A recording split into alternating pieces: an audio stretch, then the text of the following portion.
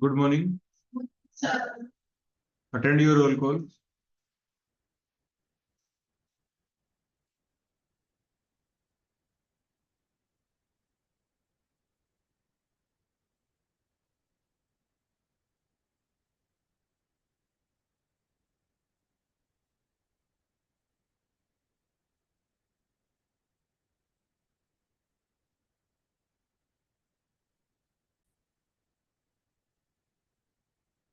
शोभा, present sir.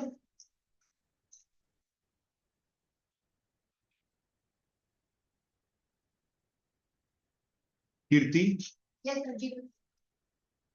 वर्षा, Anjali, present sir. Khushi, कविता,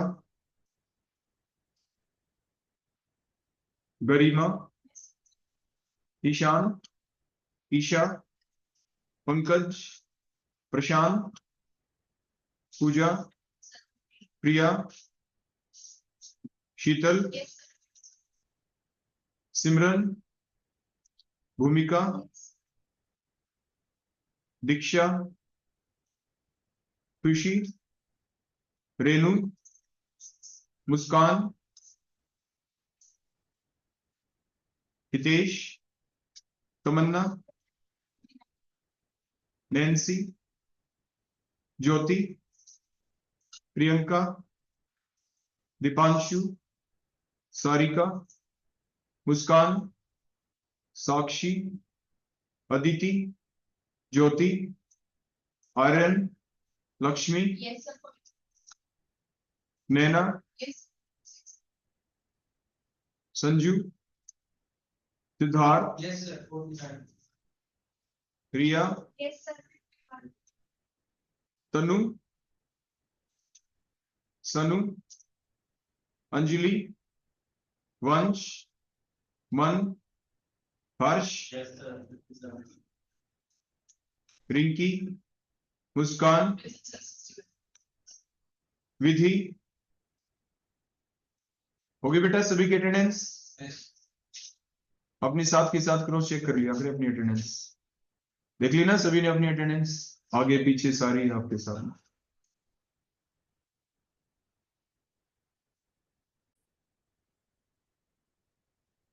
मैंने हटा दिया। हाँ बोलो। वाइब्रोनिक कपलिंग का मतलब क्या होता है कि आपकी जो बॉन्ड होते हैं ना, बॉन्ड के अंदर क्या क्रिएट होनी होती है बोलो? वाइब्रेशन। तो क्या होता है कि मैंने 2-3 जगह पे ये चीजें हमारी आई थी जहां पे एक बॉन्ड और दूसरे इफेक्ट का आपस में इम्पैक्ट पड़ना होता है, जैसे फर्मी रेजोनेंस में भी ऐसा हुआ था।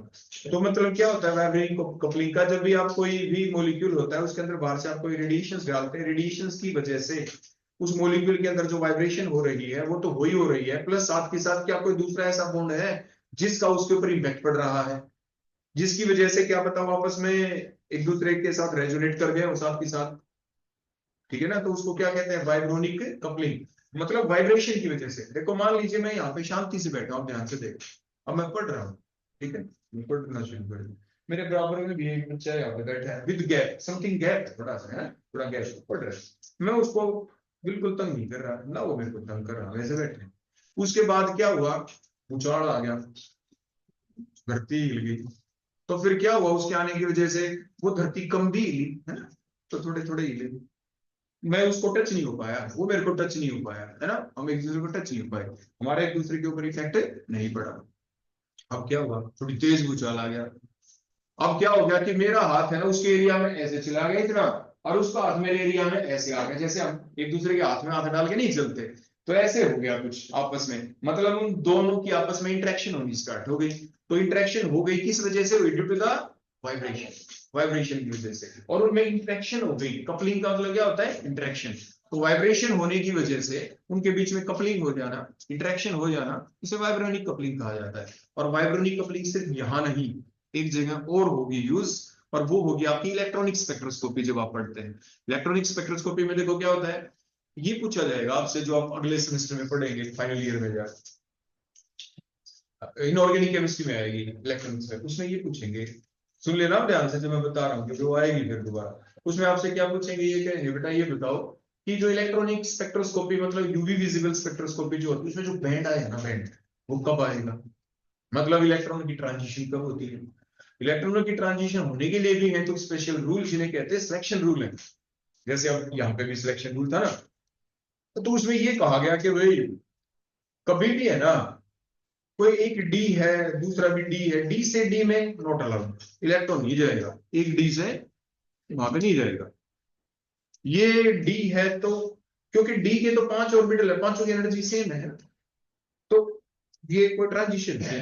फिर क्या हुआ, हमने पोलर मीडियम डाल दिया, क्या डाल दिया, और उसके बाद फिर हमने क्या किया, उसमें मैग्नेटिक फील्ड या इलेक्ट्रिक फील्ड लगा दी। डी है ना, दो सेट में टूट गया, T2G ऐसे ऐसे टूट गया। अब ये डी एक जैसे नहीं रहे, इसका नाम T2G, उसका नाम EG। अब हो गई ट्रांजिशन, ये भी डी है वो भी डी है, जबकि हो गई ट्रांजिशन। तो मतलब अब उनके बीच एनर्जी का डिफरेंस आ गया, लेकिन इतना भी काफी नहीं। फिर ये कहा भाई एक इलेक्ट्रॉन इस मुंह का बैठा है ना ऐसे ऊपर हाफ स्पिन ऐसे, और दूसरा ऐसे बैठा था किसी ऑर्बिटल में। फिर उसने कहा भाई ऊपर जाना है, बोले हाँ चलता हूं, तो तुम जाओ ऊपर ऐसे, और तू ऐसे ही रहेगा ऐसे, वो ऐसे पलटी नहीं मार सकता, पलटी मार दी not allowed, electronic transition not allowed. वो स्पिन मल्टीप्लिसिटी रूल कहलाता है। पहले वाला था लेपोर्टे रूल जो मैंने बताया, दूसरा स्पिन मल्टीप्लिसिटी रूल। और इसके बाद कई बार ये आ जाता है ना, तो लेपोर्टे के अनुसार ट्रांजिशन होनी चाहिए ना स्पिन के अनुसार होनी चाहिए, फिर भी कई बार ट्रांजिशन हो जाती है। तो उसका रीजन फिर दो बनते हैं, या तो चार्ज ट्रांसफर कॉम्प्लेक्स, या यही नाम जो भी हमने बताया जिसे कहते क्या है, वाइब्रोनिक कपलिंग। तो वहां पे क्या हो जाता है कि जो डी होता है ना, डी, वो जो डी था उसने ये कहा डी से डी में ट्रांजिशन नहीं हो सकती।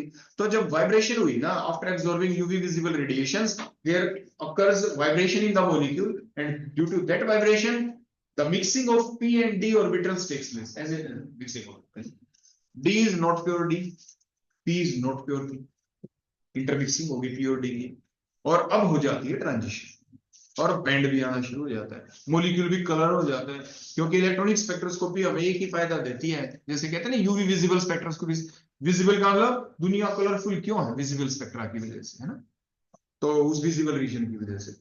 तो कोई कंपाउंड कलर्ड है कोई नहीं, ऐसे क्वेश्चन आने होते हैं वहां पे, ये कलर ये होना नहीं चाहिए था कलर्ड, ये तो कलरलेस होना चाहिए, फिर भी कलर्ड क्यों है। तो फिर हम कई बार ऐसे उन क्वेश्चनों का जवाब किसके बेसिस पे देते हैं, बेसिस ऑफ या तो चार्ज ट्रांसफर कॉम्प्लेक्स, या फिर हम देते हैं वाइब्रोनिक कपलिंग। वैसे तो अलाउड नहीं है, तो फिर हमें पहले ही पता चल जाता है, हम कंपाउंड का फार्मूला लिखते हैं, इलेक्ट्रॉनिक कॉन्जुगेशन लिखते हैं, फिर देखते हैं Laporte rule not allowed, spin multiplicity rule not allowed. फिर भी पेपर में कह दिया टीचर ने है कलर्ड, जवाब दे। देखो हिंट दे रखी है पूरी टीचर ने, ऐसे भी नहीं हो रहा, ऐसे भी नहीं हो रहा, अब भी है। तो फिर दिमाग में अपने आप क्वेश्चन आ गया, हाँ सुना था, ये भी ना हो तो जवाब क्या दे, फिर ये दे दिया हम जवाब, फिर वो जवाब लिख देते हैं। तो क्वेश्चन ऐसे आसानी आने होते हैं वैसे, जिसका जवाब क्वेश्चन के अंदर ही छुपा होता है, ये नहीं वो दे दे जवाब। और बताओ, और किसी बच्चे को कुछ पूछना?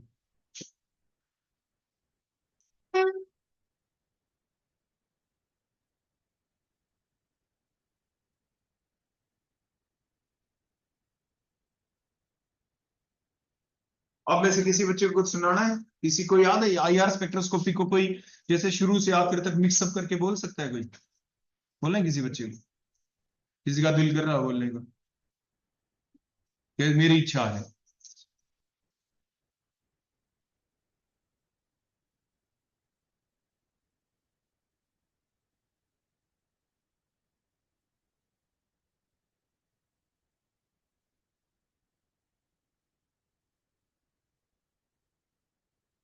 बोलना हो तो बताओ, नहीं तो मैं यहां से एंड कर दूंगा। एंड का मतलब फिर हम इसमें फिर वो बाद में मिक्सअप करना पड़ता है दो चीजों को। अब इसी में कंटिन्यूटी में हो जाएगा उस बच्चे का। है भाई किसी की इच्छा? कोई पढ़ के नहीं आया 4 दिन के बीच में गैप होने के बावजूद। अब देखो ये बातें मैं रिकॉर्डिंग फॉर्म में बोलूं तो अच्छी नहीं लगती ना, इसलिए मैं बंद करके बोलने लग रहा है।